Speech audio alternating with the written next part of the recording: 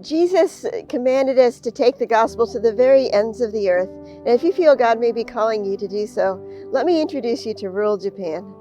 My name is Don Birkner, and I'm the director of the Rural Japan Church Planter Training Center located in coastal Iwate, Japan. Japan is the second largest unreached people group in the world.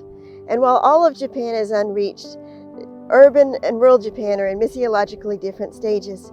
Urban Japan is in the megacities. There's been outreach for 160 years, and so there are many churches, and there's an existing Japanese church there that continue to spread the gospel within those megacities. And there are also many more Christians there. It's approaching reach. Then in other parts of urban Japan, there's also some Christians and 10 to 20 churches in most of the cities.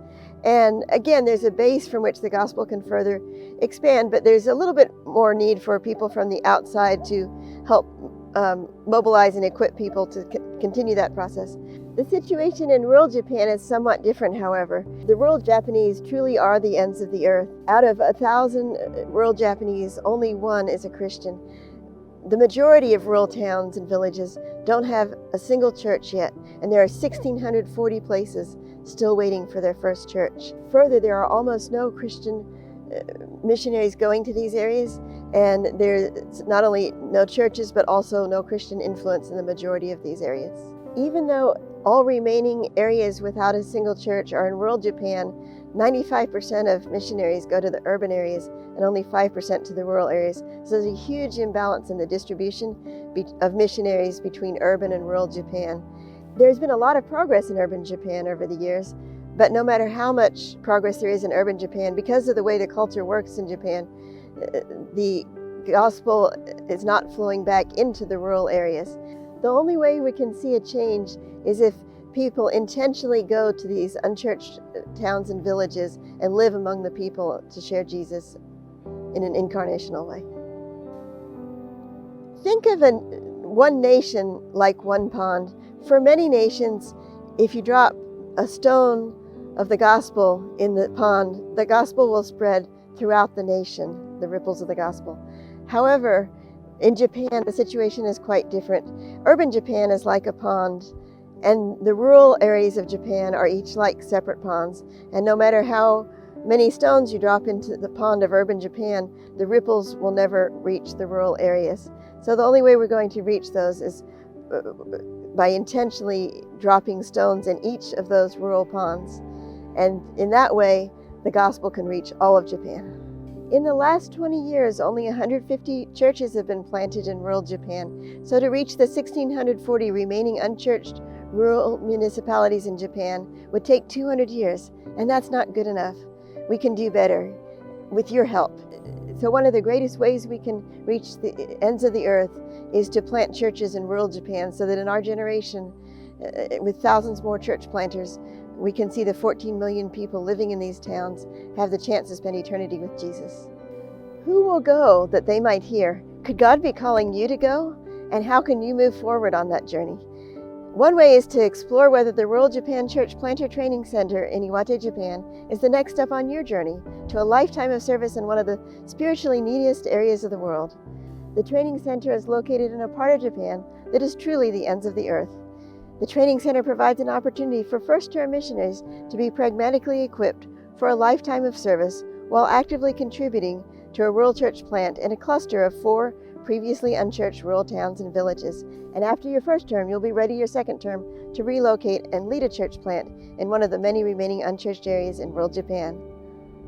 Hello, this is the Rural Japan Church Planter Training Center here, and we're in the heart of downtown Iwaizumi, which is one of 4 towns and villages that we serve in here.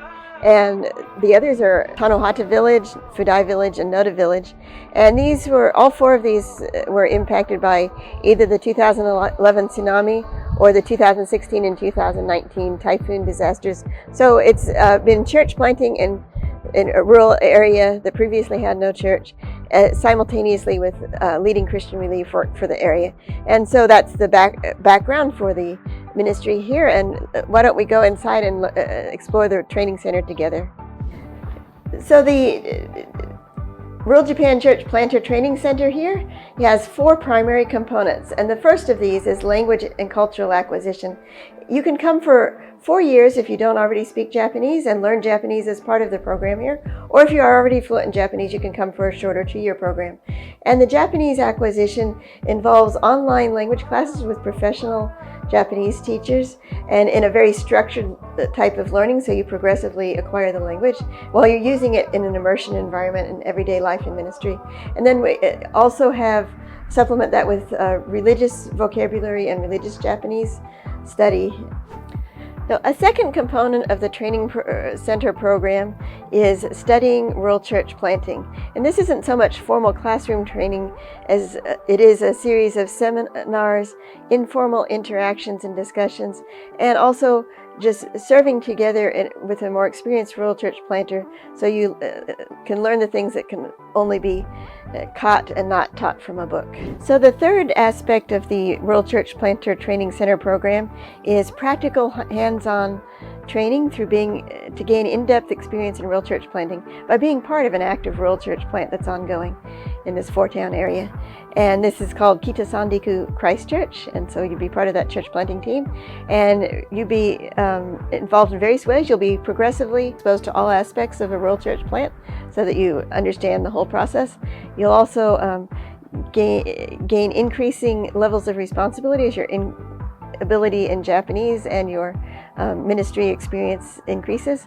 You'll also contribute your gifts and talents and abilities to increase the gift mix of the team, increase the ministry capacity, and then finally you'll also be just asked to help with whatever is needed at the time in a given season, because that's going to vary over the course of a church plant, but it's very important to be a jack of all trades. Is really key to rural church planting.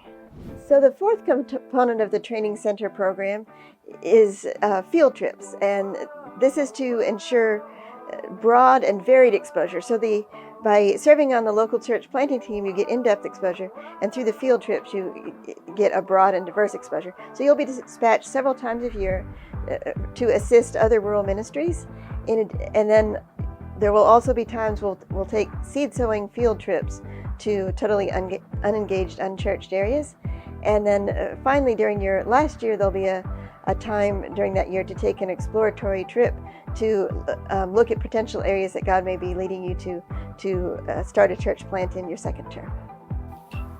So why should you consider coming to a Rural Japan Church Planter Training Center that is something designed specifically for rural Japan? And one of the reasons is because urban and rural Japan are quite a bit different culturally. So the way you go about ministering in each of those areas is thus quite a bit different. Another reason is in order to have a landing place where you can learn the ropes of rural ministry with other people simultaneously. And there's so few people that go to rural Japan right now that if you don't come to some place like a Rural Japan Training Center, you'll not be able to find that sense of community with other people that you're learning the ropes together with. So in rural Japan, because over half of the municipalities are unchurched, in most of the towns and villages, there's no starting point from which the gospel can further spread. And so without intentionality of people going specifically to rural Japan, the gospel is not going to reach these areas. Most mission agencies with missionaries serving in Japan currently don't have any missionaries in rural areas. So without a training center, there's no place really for people to serve their first term in a rural setting. And also many mission agencies, because they work primarily or solely in urban areas, their policies have all developed for that setting and their methodologies. And so learning the ropes in a rural setting is very helpful. These realities I've shared have created systemic factors that predispose workers to end up only in urban areas. And so the training center was created to provide an alternative to change that dynamic. So there are currently only 5% of workers go to rural Japan. So even now there continues to be a great imbalance in the worker distribution. To break out of this cycle that almost ensures that rural Japan will remain unchurched, unengaged, our Rural Japan Church Planter Training Center was started in March of 2022 in order to provide a landing place and a place of community where people with a heart to reach the ends of the earth in Japan can together learn the ropes so that they can go out their second term into these 1,640 unchurched communities to bring the gospel where there's currently no gospel witness.